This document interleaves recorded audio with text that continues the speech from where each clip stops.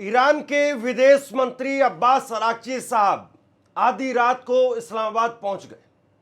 लेकिन इस्लामाबाद पहुंचने के बाद में जिस तरीके से अमेरिका की तरफ से प्रतिक्रियाएं निकल करके सामने आ रही है, डोनाल्ड ट्रंप अपने दामाद को भेज रहे हैं बातचीत के लिए पाकिस्तान के अंदर कि किसी तरीके से अब्बास अराक्ची को पाकिस्तान रोक ले और जरेड कुशनर और स्टीव विटकोफ के बीच में और अब्बास अराक्ची के बीच में बातचीत हो जाए।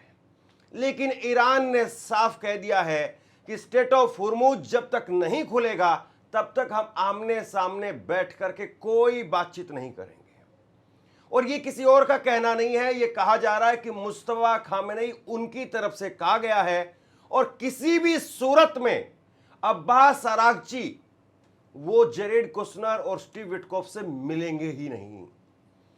आप जरा इस चीज को समझिए कि ईरान ने अमेरिका की क्या हालत कर दी है। अमेरिका बातचीत करने के लिए मारा मारा पीछे पीछे दौड़ा दौड़ा फिर रहा है, लेकिन ईरान बात करने के लिए तैयार नहीं है। ईरान कह रहा है कि पहले हमारी शर्तें पूरी करो और फिर हम आपसे बातचीत करेंगे। दूसरी बड़ी खबर जिस पर हम बात करेंगे बहुत विस्तार से, रूस ने कस करके अमेरिका को लताड़ा है। रूस के विदेश मंत्री लावरोव, उनका बयान निकल करके सामने आया है और उन्होंने बहुत कस करके अमेरिका को लताड़ लगाई है, पाठ पढ़ाया है, सबक सिखाया है और बहुत तीखे अंदाज में उन्होंने हॉर्मुज को लेकर के, तेल को लेकर के, ईरान को लेकर के जो बातें कही है उस पर विस्तार से बात करेंगे। सबसे पहले तस्वीरें आप देखिए, ये तस्वीरें आप देखिए, तस्वीरें निकल करके सामने आई हैं रावलपिंडी के नूर खान एयरबेस से। और रावलपिंडी के नूर खान एयरबेस पर अब्बास अराक्ची उनका आगमन हुआ है और अब्बास अराक्ची यहां पर पहुंचे हैं। लेकिन अब्बास अराक्ची यहां जब पहुंच रहे हैं तो क्या अमेरिका के साथ में वो बातचीत करेंगे? हालांकि ईरान की तरफ से स्पष्ट मना कर दिया गया है कि कोई बात नहीं होगी, ये उनकी तरफ से साफ कर दिया गया है। लेकिन सबसे बड़ा सवाल यही है कि क्या वाकई बातचीत की कोई संभावना है भी? मैं आपको ये बता दूं कि अब्बास अराक्ची कोई स्पेशली इस्लामाबाद के लिए नहीं आए हैं। अब्बास अराक्ची वो आए हैं तो वो इस्लामाबाद भी जाएंगे, वो मॉस्को भी जाएंगे, रूस भी जाएंगे और उसके साथ साथ ओमान में भी जाएंगे।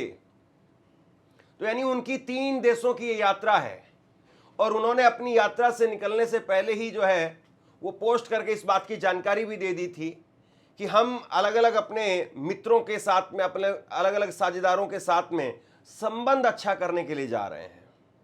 और उसके साथ साथ जो इस वक्त में अरब देशों के साथ में या फिर क्षेत्रीय जो जिस तरीके के हालात हैं उसकी जानकारी भी उनको देंगे। यानी 40 रोजा जंग में किस तरीके से अमेरिका और इजराइल को जवाब दिया है ईरान ने और आगे क्या कुछ उसकी रणनीति हो सकती है, इसको लेकर के वो बातचीत करने के लिए जा रहे हैं। और ओमान के विदेश मंत्री, आप जानते हैं कि वो 40 रोजा जंग से पहले बातचीत करवा रहे थे। तो ओमान और ईरान की जो है वो अच्छी खासी मित्रता है। रूस तो आप सब जानते हैं ही, बताने की जरूरत नहीं है। और पाकिस्तान तो अभी सीज फायर के लिए लगातार जो है वो मध्यस्थता का काम कर ही रहा था। लेकिन अब सवाल ये है कि साहब जरेड कुशनर और स्टीव विटकोफ से मुलाकात होगी क्या? संभावना दिखाई नहीं देती है। और ये बात मैं क्यों कह रहा हूं? अमेरिका से जब स्टीव विटकोफ और जरेड कुशनर, ट्रंप के दामाद जब आएंगे तो कम से कम उनको 15 से 16 घंटे का समय लग जाएगा। 15 से 16 घंटे का समय लगेगा और तब तक अब्बास अराक्ची वो यहां से बातचीत करके, पाकिस्तान में बातचीत करके और वो रूस के लिए निकल चुके होंगे। अब अमेरिका का प्रेशर होगा पाकिस्तान के ऊपर कि किसी भी तरीके का गाना बजाना करो, महफिल जमाओ और किसी भी तरीके से अब्बास अराक्ची को रोक करके रखो, अब्बास अराक्ची को जाने मत देना। देखिए साहब, मतलब हंसी आ रही इस बात को देख करके कि ये हालत हो गई है आज सुपर पावर की।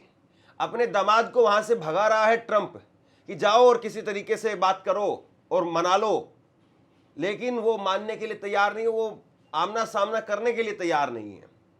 वो कह रहे हैं कि हमारा स्ट्रेट ऑफ हुर्मुज तुमने बंद किया है और ऐसी सूरत में हम बात नहीं करेंगे, पहले उसको खोलो। और ईरान की बहुत पहले से शर्तें रही है कि बातचीत वो बंदूक की नोक पर तो हम बिल्कुल नहीं करेंगे, हम अपनी गर्दन कटवा देंगे लेकिन बंदूक की नोक पर बातचीत नहीं करेंगे। ईरान ये कह रहा है कि हम अपने उसूलों के लिए जान देने के लिए तैयार हैं।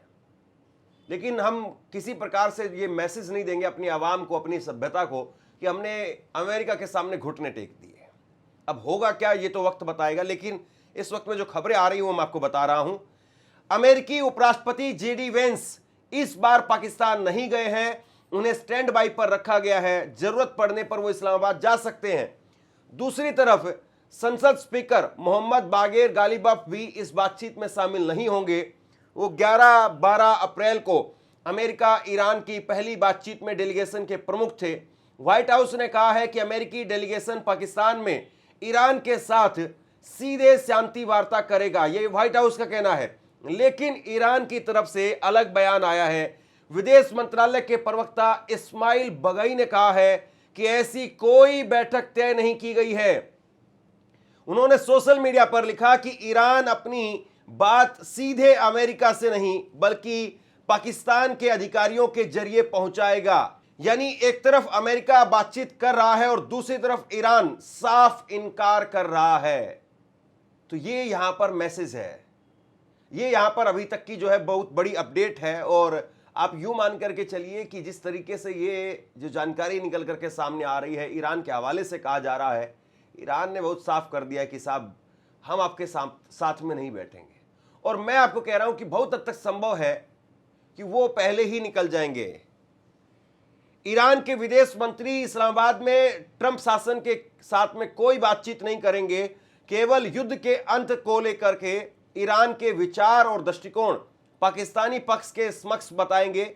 यह बैठक जनरल आसिम मुनीर की तेहरान यात्रा के जवाब में हो रही है और मुझे जानकारी दी गई है कि इस दौरे के दौरान किसी भी अमेरिकी के साथ में कोई बातचीत निर्धारित नहीं है।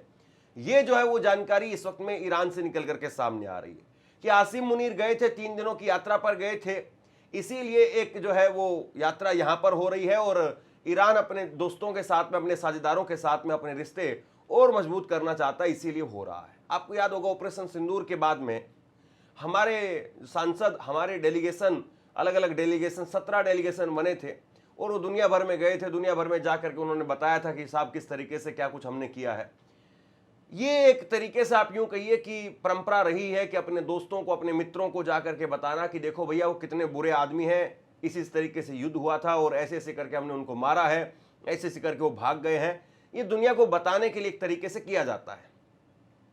और ईरान ऐसा तो नहीं है कि पूरी दुनिया में डेलीगेशन भेज रहा है, लेकिन ईरान, और चूंकि अभी युद्ध पूरी तरह से खत्म भी नहीं हुआ है, एक सीज फायर, अनिश्चितकाल सीज फायर चल रहा है, लेकिन अभी भी युद्ध के बादल लगातार मंडरा रहे हैं। तो ऐसे में ईरान जो है वो एक मैसेज देने का काम कर रहा है और बाकी आगे किस तरीके से क्या कुछ रणनीति बनाई जा सकती है इसको लेकर के बात हो रही है।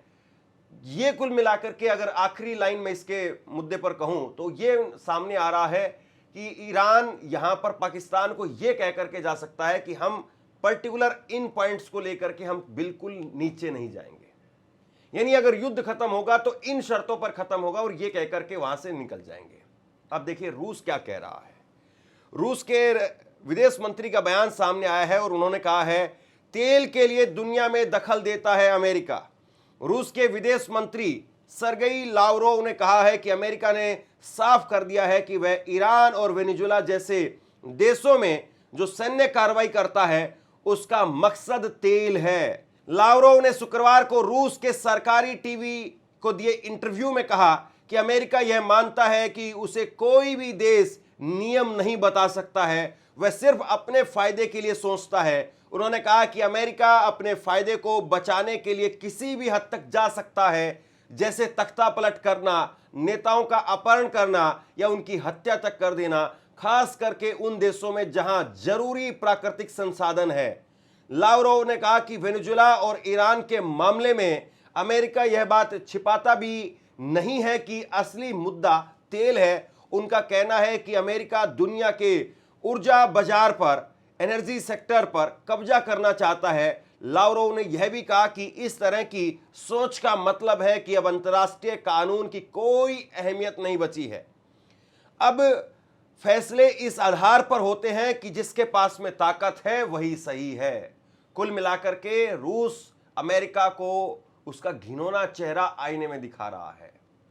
रूस ये कह रहा है कि भैया ये किस तरीके के आदमी हैं, इनके लिए कोई रूल नहीं है, कोई नियम नहीं है, कोई कायदे नहीं है, ये लोगों को मार देते हैं, लोगों की किडनैपिंग कर लेते हैं, और ये उन देशों के ऊपर ऐसा करते हैं जहां पर नेचुरल रिसोर्सेज हैं। यानी अगर कोई ऐसा हो कि कहीं से कोहिनूर का हीरा चुरा करके ले जाना है तो ये चोरी करके ले जाएंगे, लेकिन अगर कहीं पर ऐसा है कि कोहिनूर के हीरे की खान है तो ये उस देश पर कब्जा कर लेंगे। कुल मिलाकर के आप ऐसे समझिए इसको। तो रूस जो है अब खुल करके ईरान के खिलाफ, माफ कीजिए, अमेरिका के खिलाफ बोल रहा है, और ये जो है वो इस वक्त में डोनाल्ड ट्रंप की आप ये कहिए बहुत बड़ी हार है कि आज अमेरिका के सामने दुनिया भर के तमाम देश, चाहे वो यूरोपीय देश हो, चाहे वो रूस हो, चाहे वो ईरान हो, तमाम देश दुनिया भर के वो उनको आईना दिखा रहे हैं। वो बात अलग है कि ये भारत को नरक बता देते हैं और भारत के प्रधानमंत्री चुप्पी साध करके बैठे रहते हैं। भारत को नरक जैसा देश जो है वो डोनाल्ड ट्रंप की तरफ से एक पोस्ट के जरिए बताया गया, और नरेंद्र मोदी साहब की अभी तक 48 घंटे बीत गए हैं, कोई प्रतिक्रिया तक सामने नहीं आई है और आएगी भी नहीं, लिख करके ले लीजिए। लेकिन ईरान जो है वो बहुत स्पष्ट तौर पर कह रहा है कि होर्मुज के मामले में या अपनी शर्तों के मामले में हम कॉम्प्रोमाइज नहीं करेंगे, हम झुकेंगे नहीं, हम किसी भी तरीके से हम पीछे नहीं हटेंगे, हम कड़ा जवाब देंगे। ये जो है वो कहा जा रहा है साफ तौर पर। अब होर्मुज को लेकर के एक बहुत बड़ी खबर सामने आ रही है, आप अपनी स्क्रीन पर देखिए। स्ट्रेट होर्मुज बंद होने की वजह से अब जहाजों को दूसरे रास्ते लेने पड़ रहे हैं, और इसका असर पनामा नहर पर साफ दिखाई दे रहा है। अल जजीरा की रिपोर्ट के मुताबिक जहाजों के पास में रास्ता कम बचा है, इसीलिए वे जल्दी निकलने के लिए ज्यादा पैसे दे रहे हैं।